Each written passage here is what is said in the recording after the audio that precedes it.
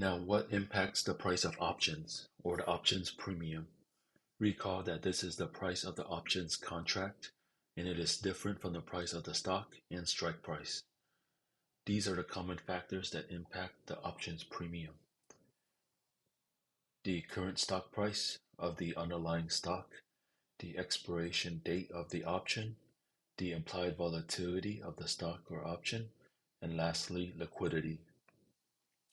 When a stock goes up, it will increase the value of the call but lowers the value of the put.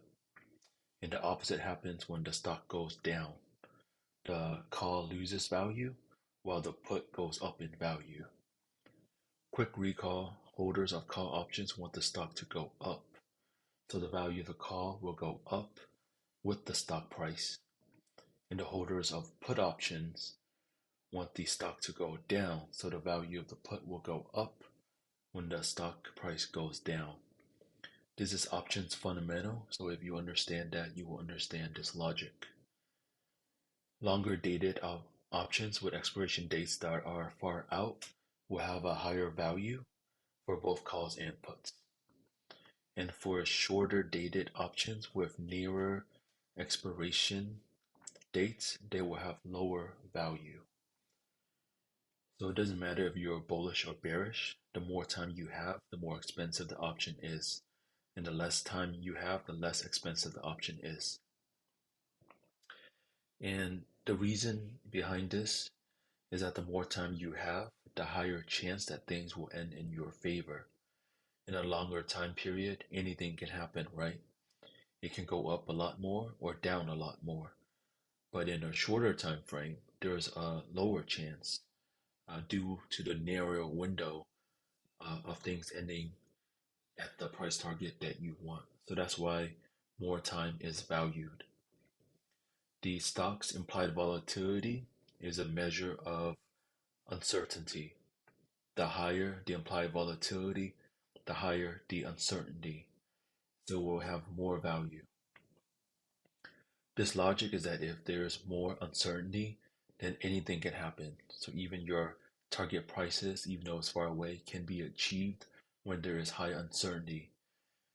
But uncertainty does not mean direction, meaning that the higher uncertainty can be highly bullish or bearish. It can go up a lot or it can go down a lot, right? It's very uncertain in terms of the direction. So that's why when there is higher implied volatility, then both the values of the calls and the puts will go up. And when there is lower implied volatility, then the price of the option premiums for both calls and puts will go down. So two things the market values more: a far or longer expiration date and higher implied volatility. And lastly, we have liquidity, which is a term us traders use to talk about how much trading action is taking place for a stock or option. If a stock or option is highly traded, then it is highly liquid because you can easily buy and sell it because there are a lot of market participants. So it's very liquid, making it easier to trade. But if something is illiquid or low liquidity, then that means there are not much trading going on and you will run into problems with your orders getting filled because there are not a lot of other market participants that will take the trade with you. Stop and think about a market for a second. A market is where you go to buy and sell, right? So similar to here, we're buying and selling stocks. Now, if this market has a lot of market participants, lots of buyers and sellers, then it would be easy for you to place a trade, right? If you want to buy, there's going to be a bunch of people ready to sell to you. If you want to sell, there's a bunch of people waiting to buy from you. Whereas if you're in a market with very few participants, then it will be harder for you to find someone to trade with. So how liquidity will affect your options price is when there's high liquidity, it will make it easier for you to fill your order. And it would also make the bid-ask spread narrower. You can think of this as more precise prices The spread between them might be in pennies, so you will get what you bid or ask for.